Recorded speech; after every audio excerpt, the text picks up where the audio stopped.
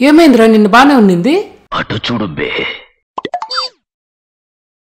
నేను రోడ్డు మీద బండిలో వెళ్తుంటే సడన్ గా కుక్క దూరేసింది. ఆ టైంలో నా బండి స్పీడ్ 50 నుంచి 60 మధ్యలో ఉంది.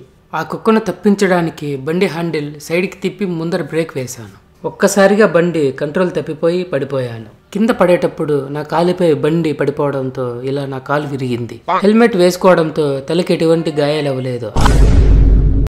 నాకు ఇలా యాక్సిడెంట్ జరిగిందని నన్ను చూడటానికి రోజుకి 50 మంది వస్తున్నారు. వచ్చిన వాళ్ళందరూ యాక్సిడెంట్ ఎలా జరిగిందని అడుగుతున్నారు. వాళ్ళందరికీ చెప్పి నా నోరు నొప్పేస్తోంది. అందుకే ఇలా పేపర్ అతికించి చదువుకోమని చెబుతున్నాను.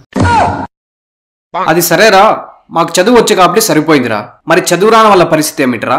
రుకో జరా సబర్ కరో. నేను రోడ్డు మీద నా బండిలో వెళుతుంటే సడన్ గా కుక్క దూరేసింది. ఆ టైంలో నా బండి స్పీడ్ 50 నుండి 60 మధ్యలో ఉంది. ఆ కుక్కను తప్పించడానికి బండి హ్యాండిల్ సైడ్ తిప్పి ముందర బ్రేక్ వేశాను. ఒక్కసారిగా బండి కంట్రోల్ తప్పిపోయి పడిపోయాను. కింద పడేటప్పుడు నా కాలుపై బండి పడిపోవడంతో ఇలా నా కాలు విరిగింది. హెల్మెట్ వేసుకోవడంతో తలకి ఎటువంటి గాయాలవ్వలేదు.